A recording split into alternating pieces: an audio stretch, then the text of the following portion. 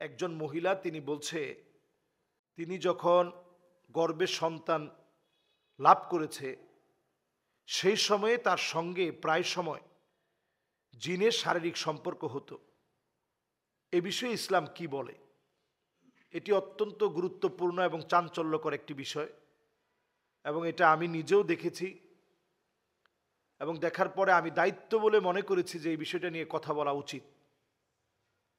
আমরা অনেকেই অনেক সময় অনেক নারীরা ফিল করে যে কেউ তার স্বামী ছাড়া অন্য কেউ ঘুমের ঘোরে অথবা একটু অবচেতন চোখটা বন্ধ করে আছে, কেউ জামা কাপড় ধরে টান দিল, অথবা হঠাৎ করেই মনে হলো স্পর্শকাতর কোনো স্থানে স্বামী এখন ঘরের মধ্যে নেই, অথবা তিনি অন্য কোথাও ঘুমাচ্ছেন, অথবা তিনি ঘরের মধ্যে থাকলেও এই মুহূর্তে এই জায়গায় নেই। এরকম কেউ স্পর্শকাতর জায়গার মধ্যে কোনো স্পর্শ করেছে, এটা ফিল করেছে, এটা হতে পারে কিনা, জিনেরা এটা করতে পারে কিনা? হ্যাঁ, এক্ষেত্রে এটা 100% সত্য, জিনেরা এটা করতে পারে। এবং জিনদের মধ্যে যারা দুষ্ট প্রকৃতির তারা মহিলাদেরকে খুব খেয়াল রাখে যে মহিলারা যখন চুল ছেড়ে ঘুমায়, এটা খুব ভালোভাবে আমাদের খেয়াল করা উচিত। একেবারে আপনি যখন চুলগুলো ছেড়ে ঘুমাচ্ছেন, মাছের হাড় কাটা অথবা মুরগির হাড় এগুলো সব আপনি ফেলে দিলেন পানির মধ্যে। পানির মধ্যে ফেলে দেওয়ার পর আপনি এবার যখন জিনের খাবারের মধ্যে আপনি পানি ঢেলে দিলেন, সে যখন খেতে পারল না, প্রকারান্তরে সে আপনার ক্ষতি করার চেষ্টা করবে। খুব স্বাভাবিকভাবেই জিন আপনার ক্ষতি করবে। এই যখন ক্ষতি করার চেষ্টা করবে, ধরেন অনেক সময় স্বামী কাজটা করেছে, পানি ঢেলে দিয়েছে, জিনের কাছে খুব খারাপ লাগলো, বিরক্ত লাগলো যে আমার খাবারটা নষ্ট করলো। স্বামী আবার ওই দিন সুন্দরভাবে ফজরের নামাজের পরে সূরা ইখলাস পড়েছে, ফালাক পড়েছে, নাস পড়েছে, এরকম 3 বার পরে শরীরটাকে বন্ধ করে নিয়েছে। কিন্তু স্ত্রী তিনি এখন হায়েজা অবস্থায় আছে, অসুস্থ অবস্থায় আছে, তিনি কিছুই পড়তে পারে নাই। চুলগুলো একেবারে খোলা মেলা রেখে সতরটা অনেকটা বের করা, কারণ মহিলাদের ঘরের ভিতরে তো স্বামীর সামনে অনেক ধরনের পোশাক পরা যায়, কিন্তু আপনি এই জাতীয় পোশাক পরে রাখলেন। একদিকে আপনি হায়েজা অসুস্থ অবস্থায় আছেন, অন্যদিকে আপনি ছোটোখাটো পোশাক পরলেন যে আপনার স্বামী দেখলে আপনার স্বামীর চোখে ভালো লাগবে, এই জন্য আপনি পরলেন, খোলামেলা একটু ড্রেস পরলেন। আবার চুলগুলো এলোমেলো আপনি একেবারে খোলা রেখে আপনি ঘুমিয়ে পড়লেন।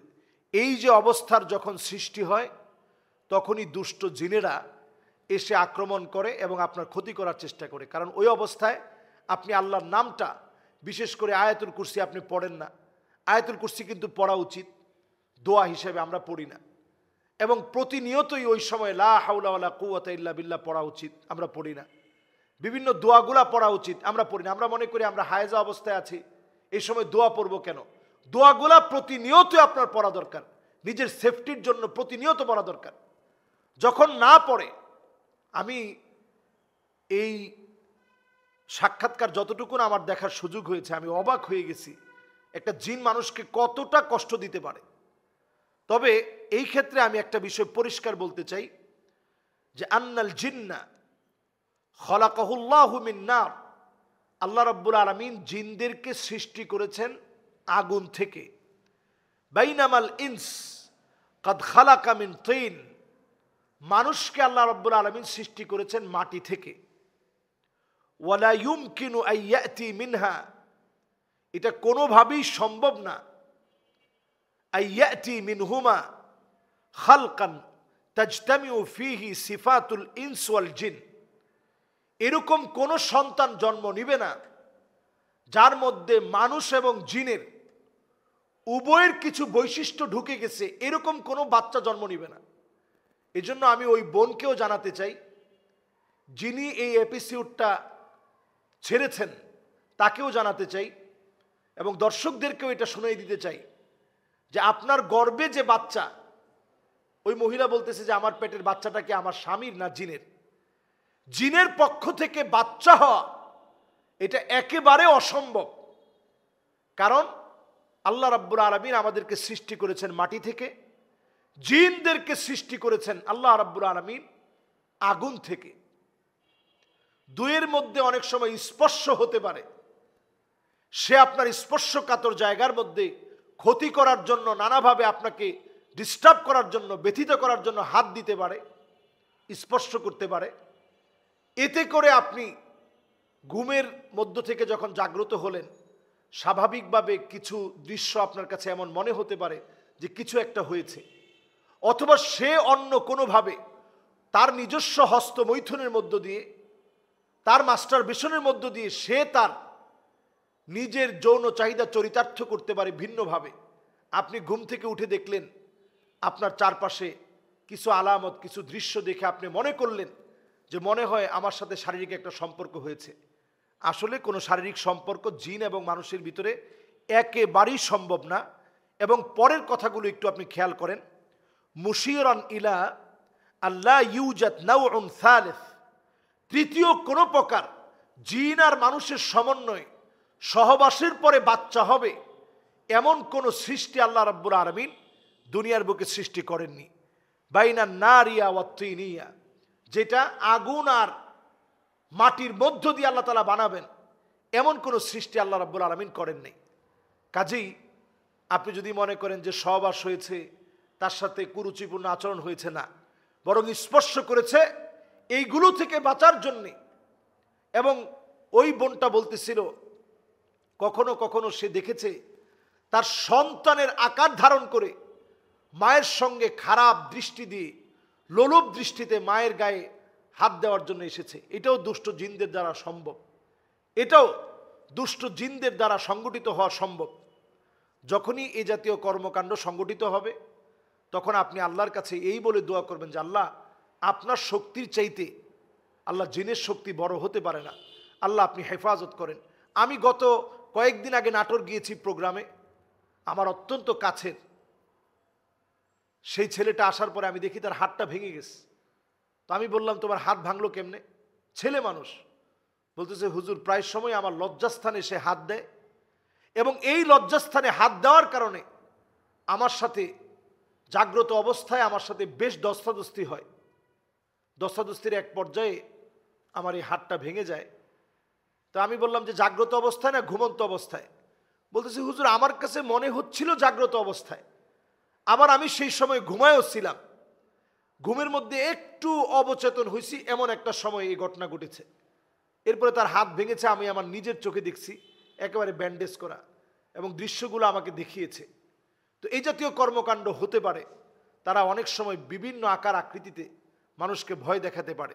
এজন্য আমরা যখন ঘরে প্রবেশ করব আমরা সালাম দিয়ে প্রবেশ করব, আসসালামু আলাইকুম ওয়া রাহমাতুল্লাহ বলে আমরা প্রবেশ করব, বিসমিল্লাহির রহমানির রহিম বলে প্রবেশ করব।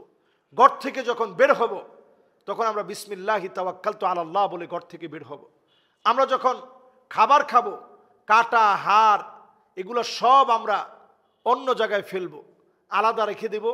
প্রয়োজনে আমরা একটা পলিথিনের মধ্যে আমরা দিয়ে রাখবো। ময়লাওয়ালার কাছে যখন, ঢাকা শহরের মানুষ তো বাড়ির উঠানে রাখার কোনো সুযোগ নেই, আপনি ময়লাওয়ালার কাছে যখন দিবেন তখন আপনি সুন্দর একটা প্যাকেট করে ঠোঙায় আবদ্ধ করে আপনি দেওয়ার চেষ্টা করেন। আমার আব্বা প্রতিনিয়ত এই আমলটা করে। নামাজের জন্য যখন বের হয় আব্বা সাথে করে এই কাঁটাগুলো নিয়ে যায় এবং কুকুর বিড়ালকে দেখে এই কাঁটাগুলো আব্বা খেতে দেয়। এজন্য আমরা যখনই এগুলোর মধ্যে পানি দিয়ে দিব তারা আমাদের উপর রাগান্বিত হবে। পাকঘরে যতক্ষণ আপনি থাকবেন একটু দোয়া পড়তে থাকেন। পাকঘরে প্রবেশের সময় আপনি বিসমিল্লাহ বলে প্রবেশ করেন। যখন একটা বিছনা একেবারে খোলামেলা পড়ে আছে আপনি একটু ঝেড়ে নেন, বিসমিল্লাহ বলে একটু ঝাড়া দিয়ে নেন। বারান্দায় যখন আপনি সন্ধ্যাবেলায় যাচ্ছেন আপনি বিসমিল্লাহি তাওয়াক্কালতু আলাল্লাহ বলে আপনি বারান্দায় যান এবং সন্ধ্যার ভিতরেই কাপড়গুলো আপনি উঠায় নিয়ে আসেন। একেবারে দরজা খুলে আপনি ঘুমাবেন না। বাথরুমের টয়লেটের দরজাটা আপনি খোলা রাখবেন না। ঘরের মধ্যে আপনি বাচ্চাদের ছোট ছোট কমোডের মধ্যে পেশাব জমিয়ে রাখবেন না। ঘরের ভিতরে আপনি ছবি রাখবেন না, ঝুনঝুনি রাখবেন না, এমনকি ঘরের ভিতরে বাঘের চামড়া, হরিণের চামড়া এগুলো রাখবেন না। ঘরের ভিতরে আপনি বিভিন্ন রকমের আওয়াজ হয়, ঝুনঝুনির আওয়াজ, পুতুল, এগুলো আপনি ঘরের ভিতরে রাখবেন না। ইনশাআল্লাহ দেখবেন এই জাতীয় দুষ্ট জিনের চক্রান্ত থেকে আল্লাহ তাআলা হেফাজত করবে। আসসালামু আলাইকুম ওয়া রাহমাতুল্লাহি ওয়া বারাকাতুহু। মাসুম, এটা আজকে তুমি নিজ হাতে সুন্দর করে কাজ করবে, এটা 5 মিলিয়ন ভিউ হবে ইনশাআল্লাহ। আর দিমু